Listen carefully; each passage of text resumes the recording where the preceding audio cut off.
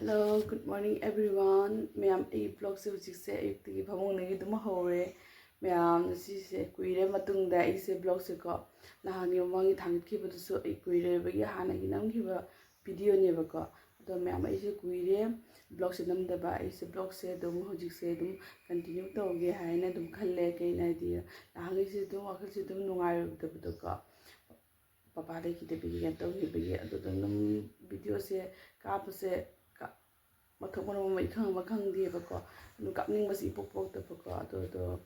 ji dum video se mathang dum continue to ge na khale to myam ju dum support to view myam ai video se ma khata na ying mina si hujik se ayuk ni ko ngak le di angang gi school chap gi kena to bai to grani ado to jan pa se si ga hipi ada hogalani do myam ying mina si mathang ai ki to wi hai da ko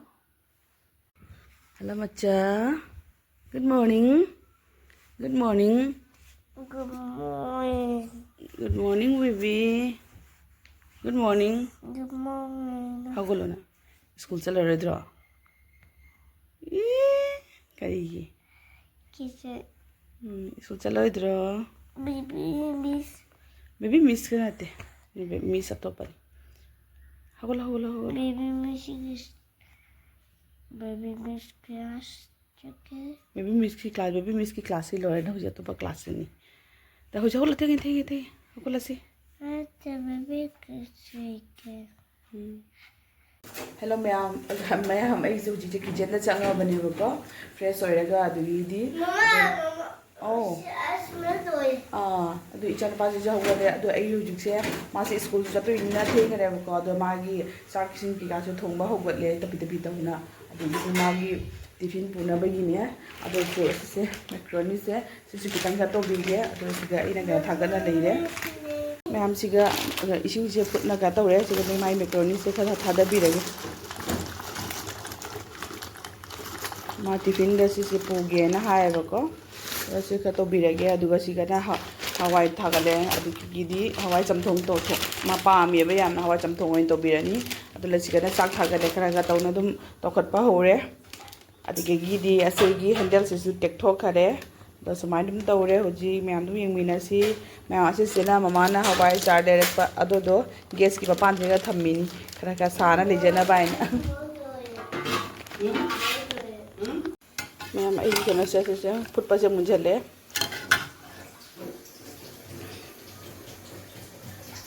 मैं आंगी macaroni से फुटना लोरे simple होने सुमाइना दुंगोबीरेगा पीबीरेगा माई tiffin दा तो यामबुदी यामी है इन फुटलीसे को से Poonam मगमा पुदोई नते ma'am आई तिलौ चा थाव से जाम हापद्रबा आंगी ने को अदुगी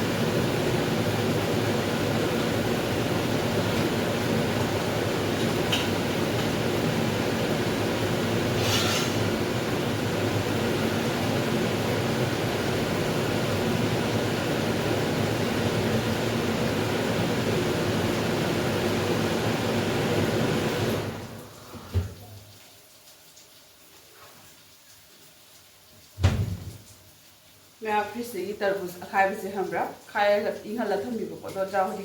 चागे दो बने इन से को हां का चलो ना का बिस्किट अदो के तो रे करिया इंगमन के इंगे ब याम को तो ngaतन थम्गे हय nga रे चाना बगी आइदी वाटरमेलन से जाम पामे को का चलो ना इचार बा मसक से युनी जाना पासे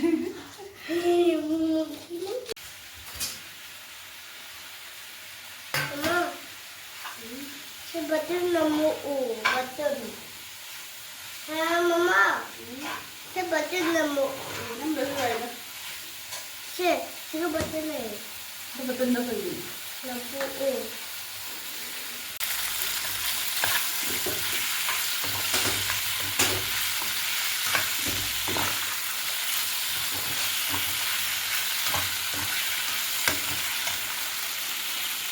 ꯌꯥꯝ ꯁꯤꯒꯤ ꯁꯣꯁꯁꯨ ꯂꯩꯔꯝꯗꯔꯦ ꯈꯤꯇꯪ ꯑꯃ ꯂꯩꯔꯝꯃꯦ ꯁꯤꯁꯨ ꯑꯗꯨꯝ ꯍꯥꯞꯄꯒꯦ ꯁꯣꯁ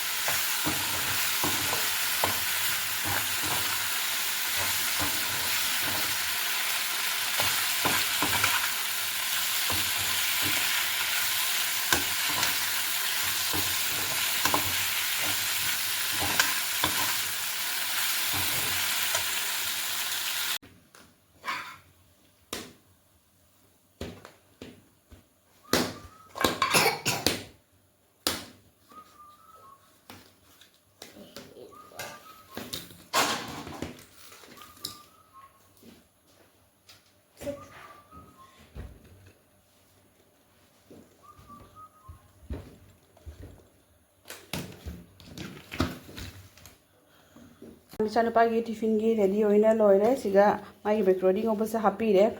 ꯑꯁꯤꯒꯅ ꯑꯦꯄꯜ ꯈꯔ ꯍꯥꯞꯄꯤꯔꯒꯦ ꯑꯦꯄꯜ ꯍꯥꯞꯄꯤꯔꯦ ꯑꯁꯤꯒꯅ ꯃꯥꯒꯤ ꯒꯝꯃꯤꯁꯦ ꯍꯥꯞꯄꯤꯔꯒꯦ ꯐ꯭ꯔꯨꯏꯠꯁ ꯒꯝꯃꯤꯅꯤꯌꯦꯕꯀꯣ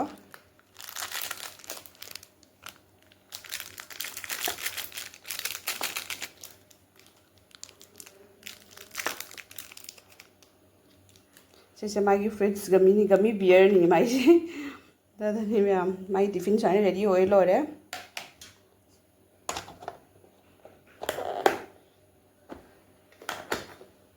ꯏꯆꯥꯅꯨꯄꯥꯁꯦ ꯔꯦꯗꯤ ꯑꯣꯏꯅ ꯂꯣꯏꯔꯦ ꯍꯧꯖꯤꯛ ꯆꯥꯛ ꯈꯤꯇꯪ ꯄꯤꯖꯒꯦꯅ ꯇꯧꯔꯤ ꯁꯦꯝꯃꯦ ꯀꯥꯊꯣꯛꯅꯨ चिप चिप चिप खाना है हिंदी साउंड हिंदी साउंड लो चिप्स खाना है इसे हिंदी साउंड लो हाँ अꯩꯗꯤ ꯈꯪꯗꯦꯅ ꯁꯦ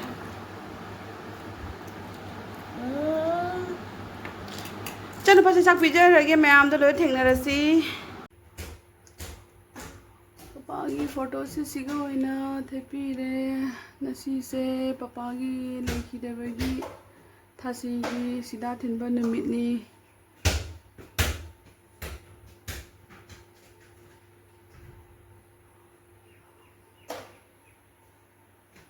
ꯌꯥꯝ ꯁꯤꯒ ꯂꯩꯔꯦ ꯁꯦꯝ ꯁꯥꯅ ꯂꯣꯏꯔꯦ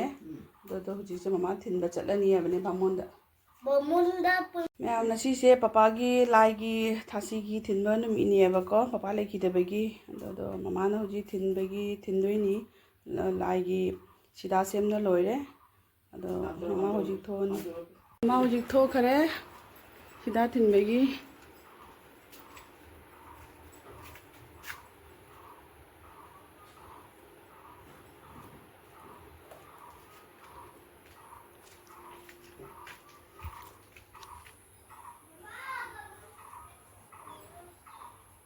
ꯃꯌꯥꯝ ꯏꯆꯥꯅꯨꯄꯥꯁꯦ ꯁ꯭ꯀꯨꯜ ꯆꯠꯄꯒꯤ ꯊꯤꯟꯗꯣꯛꯄꯤꯔꯨꯔꯒꯦ ꯊꯣꯡꯒꯥꯟꯗ ꯒꯥꯔꯤ ꯂꯥꯛꯑꯦ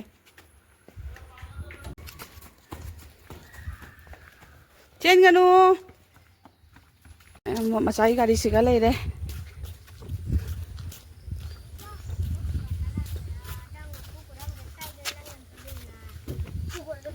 ꯁꯦ ꯃꯆꯥ ꯕꯦꯛ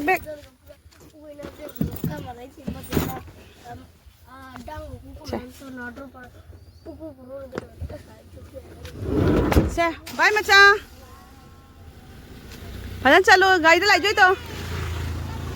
ꯌꯥꯝ ꯆꯠꯈꯔꯦ ꯏꯆꯥꯅꯨꯄꯥ ꯃꯌꯥꯝ ꯑꯩꯁꯨ ꯌꯨꯝꯗ ꯆꯪꯉꯦ ꯊꯤꯜꯂꯨꯔꯒ ꯆꯪꯉꯛꯑꯦ ꯀꯩꯅꯣ ꯇꯧꯕ ꯌꯥꯏ ꯑꯩꯁꯨ ꯑꯌꯨꯛꯇꯒꯤ ꯀꯩꯁꯨꯝꯁꯨ ꯆꯥꯗ꯭ꯔꯤꯕꯀꯣ ꯀꯩꯅꯣꯝ ꯆꯥꯅꯕ ꯇꯧꯒꯦ ꯃꯥꯒꯤ ꯆꯠꯄꯒꯤ ꯇꯧꯕ ꯍꯣꯠꯅꯕꯗ ꯆꯥꯕꯒ ꯃꯊꯣꯡ ꯃꯔꯝ ꯀꯩꯁꯨꯝ ꯈꯪꯗꯦ ꯍꯧꯖꯤꯛ ꯀꯩꯅꯣꯝ ꯆꯥꯒꯦ ꯑꯗꯨꯗꯒꯤ ꯑꯗꯨꯝ ꯈꯔ ꯀꯩꯀꯩ ꯂꯣꯏꯁꯟꯒꯦ ꯃꯌꯥꯝ ꯃꯈꯥ ꯇꯥ ꯌꯦꯡꯃꯤꯟꯅꯁꯤ ꯃꯌꯥꯝ ꯑꯩꯁꯦ ꯆꯥꯛ ꯈꯤꯇꯪ ꯆꯥꯒꯦ ꯉꯁꯥꯏꯁꯦ ꯑꯉꯥꯡ ꯊꯤꯜꯂꯨꯔꯒ ꯑꯗꯨꯗꯒꯤꯗꯤ ꯀꯩꯁꯨꯝ ꯆꯥꯗꯕꯗꯣꯀꯣ ꯑꯗꯣ ꯆꯥꯛ ꯈꯤꯇꯪ ꯆꯥꯒꯦ ꯆꯥꯛ ꯆꯥ ꯂꯣꯏꯔꯒ ꯑꯗꯨꯝ ꯊꯦꯡꯅꯁꯤꯀꯣ ꯆꯥꯛꯁꯤꯒ ꯂꯩꯔꯦ ꯃꯌꯥꯝ ꯑꯉꯥꯡ ꯂꯥꯛꯑꯦ ꯑꯉꯥꯡ ꯂꯧꯕ ꯊꯣꯛꯎꯒꯦ ꯅꯨꯡꯁꯥ ꯈꯨꯁꯥꯁꯤꯗꯤ ꯂꯣꯏꯔꯦ ꯅꯨꯡꯁꯥꯁꯦ ꯃꯩ ꯇꯥꯔꯦ ꯃꯩ ꯇꯥꯔꯦ ꯅꯨꯡꯁꯥ ꯃꯩ ꯇꯥꯔꯦ ꯏꯆꯥꯅꯨꯄꯥ ꯂꯣꯏꯔꯝꯃꯅꯤ ꯁꯥꯕꯅ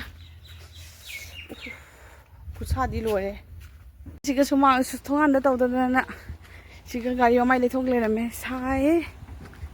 is my bekka kana ka jan ga la la la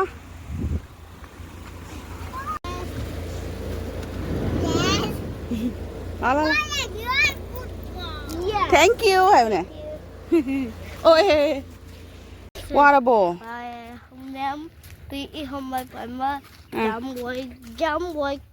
jam work tau re humak mem irak pagi ya yes giant work oh giant work tau re ba adu dugi is garmi hoy re chalo chalo chalo jum jalo na water ball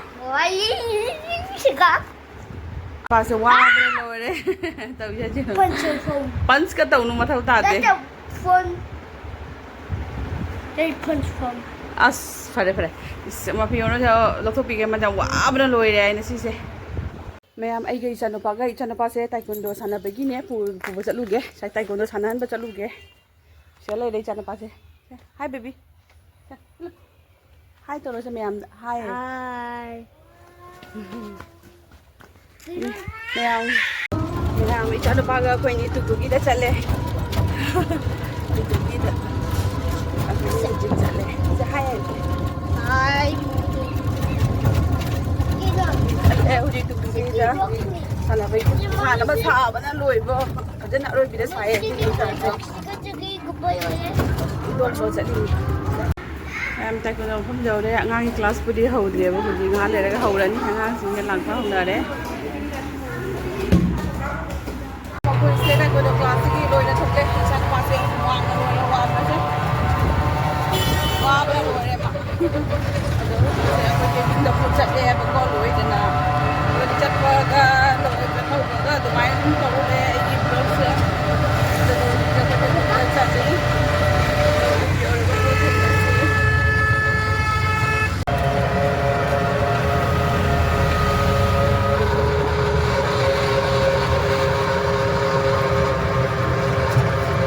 से सनी ठाकुर सनी जयंती ने आबदो the इचानुपा खोनी से लाई खरमिबा खरमबा से मंदिर से जुमदा चंगी हुजी से अकोय हले जुमदा हां मे पर्दा तारे हां चपलो थमो नु सना मैम हले जुमदा जौरे मैम हले जुमदा जौरे अदो गा तौरे करी है इचानुपा से वाबना लोइरेबको अदो मैम आइगी वीडियो से सुने पीगे आइगी वीडियो से मतांग से सुम लोइसलगे अदो मैम नुसिबिदुना आइगी चैनल से बुदुम खरा नुंगाइबा फावरगदि दुम लाइक सब्सक्राइब शेयर तो बियो मैम कमेंट से तुम हाइबिरोबको नुंगाइते ना कुइरे मैम आई से ब्लॉग से थांगतबा हाइदी तो बाबा लेगिदबदि को ब्लॉग से थांगतसे थांगनिंगदबा मोसे इनु नुंगाइतबा अदो आई सोय सुमाइना तबदि यादे हाइना तो ब्लॉग से कापा होरबदि अदो मैम मतंग दुम नुंगाइबा केना तौरगे का कंटेंट सेम सेमगा दुम थांगचरके मैम असे हाय थमजरके बाय बाय